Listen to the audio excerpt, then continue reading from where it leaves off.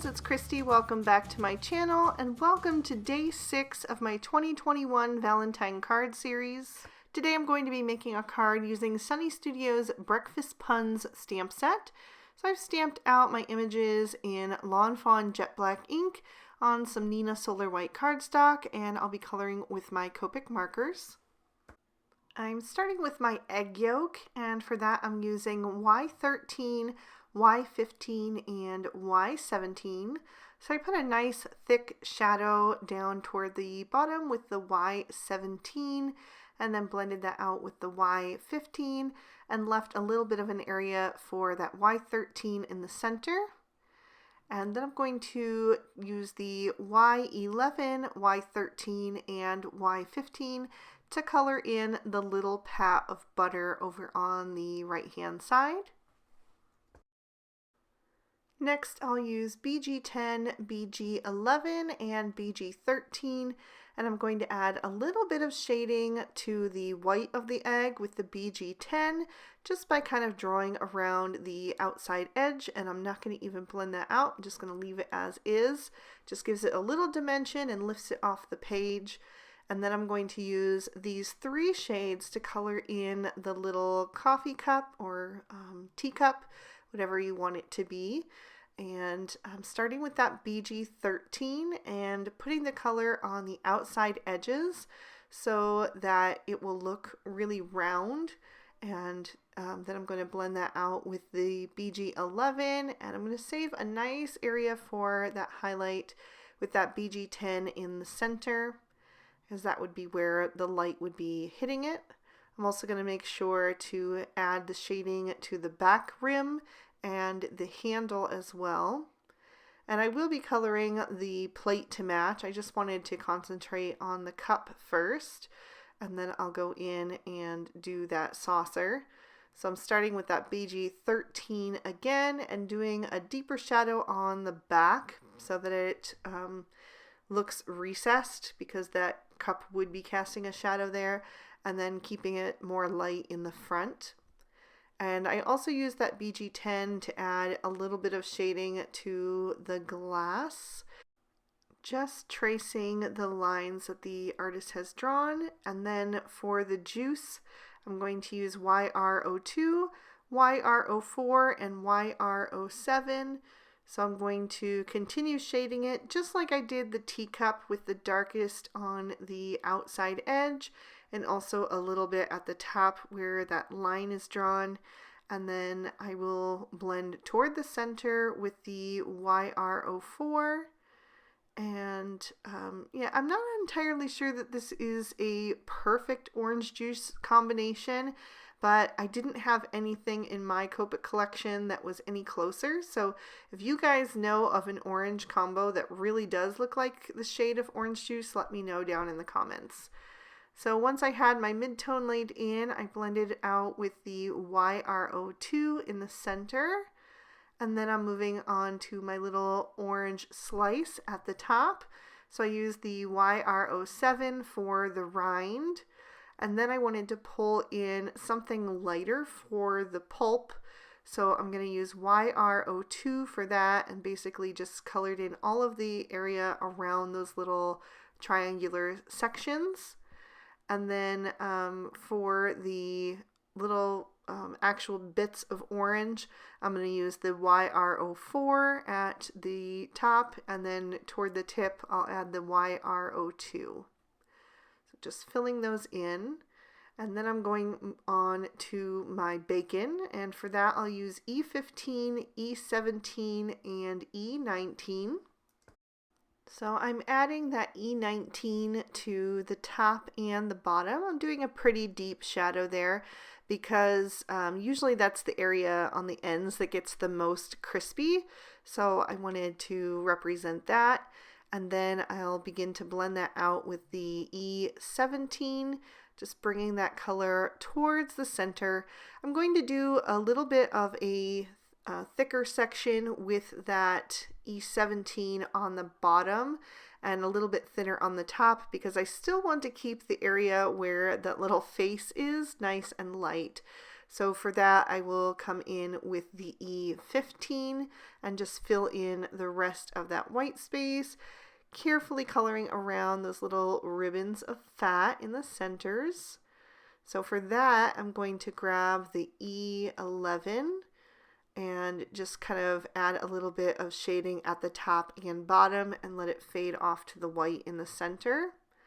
And then for my coffee, in my coffee cup, I'm using E25, E27, and E29, adding my darkest on the outside edges and blending toward the center with the E27, and then filling in the middle with the E25.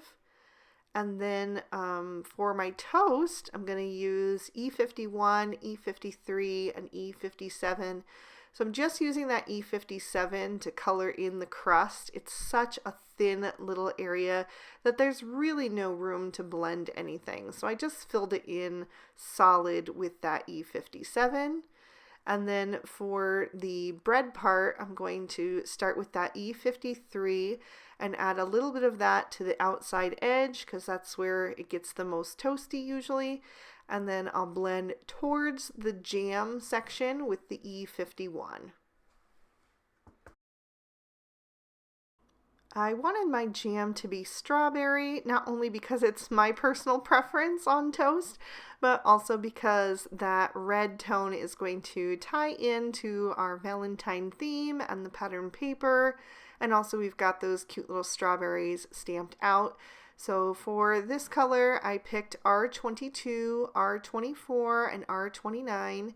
I put the R29 on the outside edges and I'm blending toward that little face with the R24, making sure to leave a nice large area for that highlighted shade, again to keep the face nice and light. And I think it's also what helps this look more like strawberry jam because it does have that little bit of a pinky tone to it.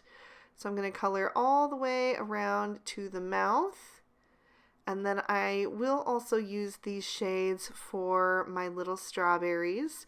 So I'm adding the R29 to the left side on 2 of them, and then I'll put it on the right side on the other, and that's just so that I can tip them in different directions when I attach them to the card and have the shading still look right.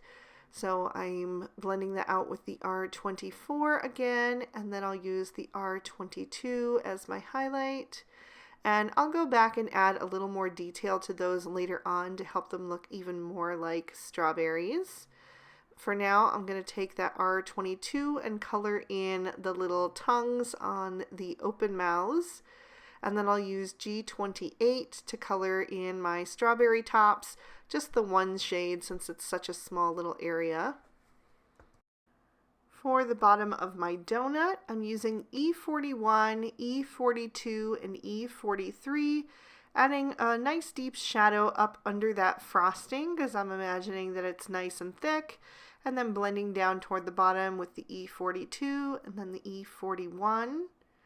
And then for the frosting, I'm going to use RV10, RV11, and RV13.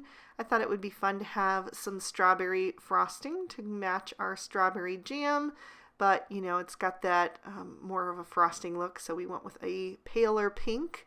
So I used the RV13 down at the bottom edge, and I'm blending toward the top with the RV11 and then the RV10. And I also used the RV10 to color in the tops of the open mouths and the little cheeks on the orange juice. For the sprinkles on my donuts, I wanted to go with a teal, red, and a hot pink. So I'm using BG13, R29, and RV17. I used the RV17 first, and I'm just coloring here and there, trying not to have 2 sprinkles that are exactly the same right up next to each other. And because I used that nice pale pink, it was really easy to cover with these darker shades. And then I'm going to grab a black Sakura Jelly Roll pen and go over all of the eyes to make them nice and bright and shiny again. This is just an extra step that I like to do because it really does bring your images back to life. And I turned my paper so I wouldn't smear that with my left hand. And then I'm also going to take the white jelly roll pen and I'm going to add some little shine marks. I'm going to put that on the jelly on the bread and also on the edges of the frosting on the donut, just to add a little bit of something extra there. And then I'm going to take that and do some little tiny lines on my strawberries so that they look like they have strawberry seeds. I didn't love the way the second one turned out, but that's okay. I'm going to cover up part of it with one of the other ones. And then I trim these out with the matching dies. For my focal panel, I trimmed out a piece of Bristol smooth surface cardstock with the Sunny Studio Slimline scalloped frame. I used the inner part of that die, so I just have the rectangle with that stitching detail on the outside edges. And then I'm going to blend on some Distress Oxide ink, and I'm using Picked Raspberry as my first shade. I want to blend that down all across the top of the panel. I'm trying to create a bit of an ombre look. So I want it to be darkest at the top and then get lighter and fade into white at the bottom. So I'm trying to keep that sponging pretty equal all across that panel. And then to smooth that out, I'm going to bring in some Sponge Sugar Distress Oxide ink, and I'm going to blend right over the edge of the Picked Raspberry and bring that down about another third of that panel. When I'm done with that, I'm going to go back to my Picked Raspberry and kind of smooth out that transition area between the two and carry that down a little bit farther because that Sponge Sugar really pushed that Picked Raspberry up to the top. And then I'll go back with the Sponge Sugar once again. Once I'm happy with how that's looking, I will smoosh some of both of those inks at the top of my Waffle Flower Mini Media Mat, and then I will add a little bit of water to make those a little bit more fluid. I'll mix them up with a paintbrush. I like to start with my lightest shade first. That way I don't have to clean off the brush when I go into my darker shade. And I'm going to do some splatter detail all over that panel. And then I'll move on to my darker shade and do some with that as well to really create a lot of movement and texture on that panel. And then once I'm finished, I will set this panel aside to dry completely. And in the meantime, I'm going to create my Slimline card base.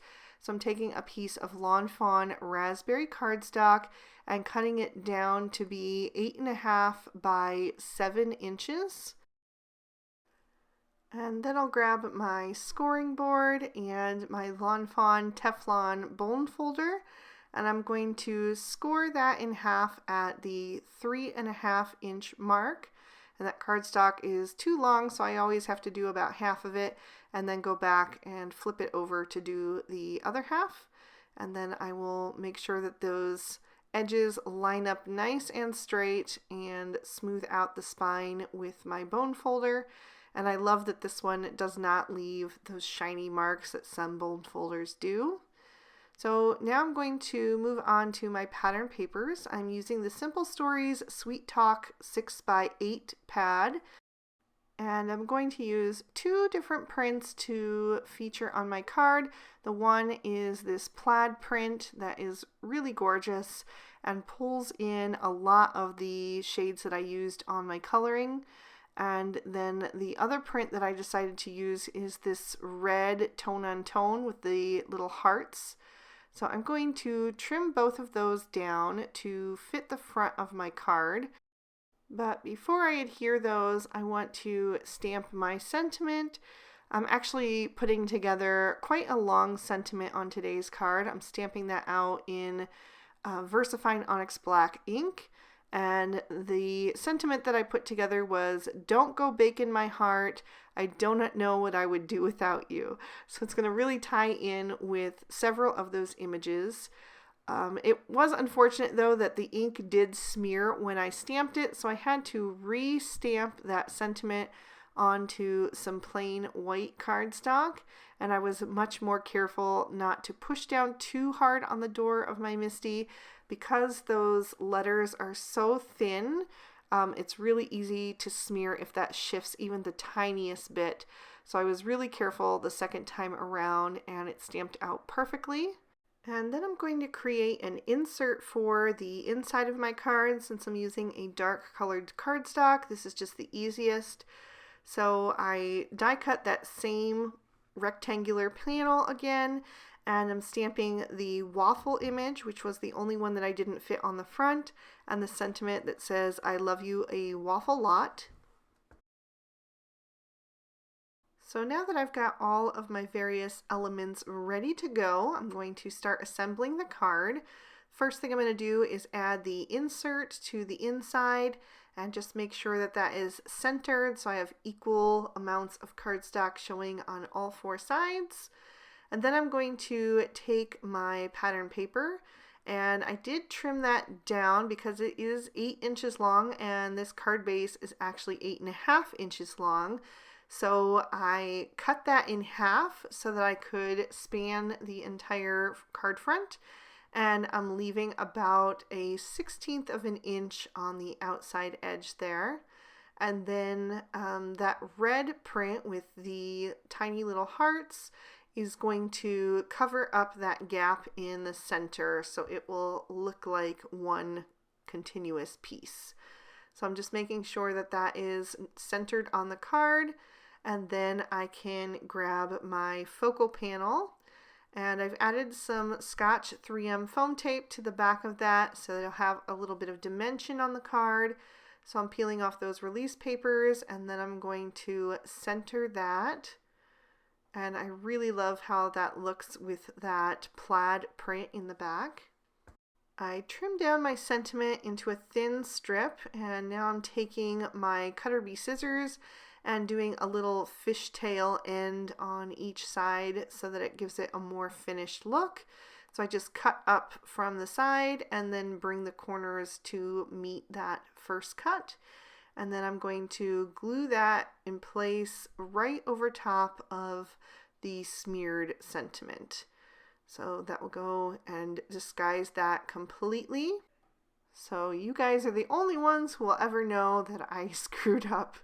So now I'm going to take my images and I'm going to line them up on the panel first, as I want to make sure that I have them all spaced correctly before I start to adhere them down, just to make sure that I don't end up with like too much space on the left or the right, and equal kind of distance between each one of them. So I'm going to start with the two on the outside edges. So I adhered the strawberry jam toast first, and then I'm doing the fried egg, and I'm going to continue working my way toward the center. Some of them I'm going to adhere straight, and other ones I'm going to add a little bit of a twist to the left or the right, just to make it look extra whimsical, a little more fun, add some more movement to the card. So then I'll do my last two pieces, my glass of orange juice and my sprinkled donut. So everybody's all lined up and smiling and ready for breakfast. I'm going to add my little pat of butter to the left of my toast. And then I've got my 3 little strawberries, so I'm going to fill in some of the other spaces with those. I'm adhering the one that I wasn't crazy about how the spots turned out, and then I'll have another one covering that up just a little bit. And then the 3rd strawberry I'm going to put over between the egg and the bacon just to kind of space things out equally.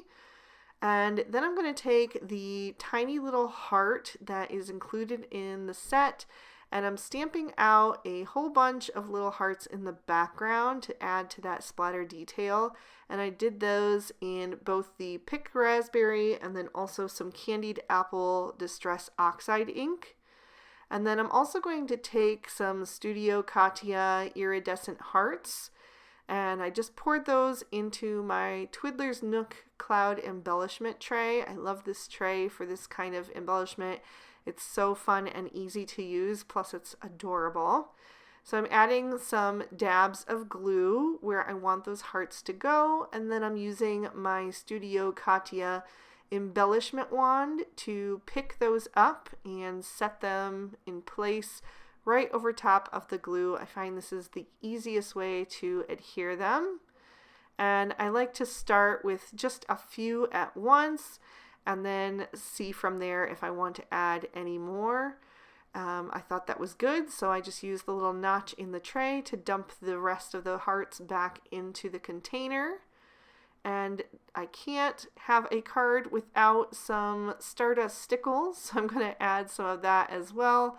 I added it to the white of the egg and also to the orange juice and the bottom edge of the bacon. And I also wanted to have some on the donut. It was tricky because I don't really want to cover up any of that white gel pen because it will make it dissolve. I did have to cover up a little bit on the toast, but I tried to avoid it. So I added it to all of those plus the orange rind. And I'm going to call that good, and so I'll pick that up and show you how that stickles catches the light, also all those iridescent little hearts, and give you another peek at the inside. So I hope you guys enjoyed this one. If you did, please hit that like button and subscribe. Ring that notification bell so you don't miss any future videos. I post new ones every Monday and Friday. And if you're interested in any of the products that I used today, you'll find those listed and linked in the description bar below. If you'd like to keep watching, here are 2 videos from previous years of Valentine card series that I thought you might also enjoy. You can click on either one of those to check them out. I hope you all have an absolutely amazing day. Bye-bye.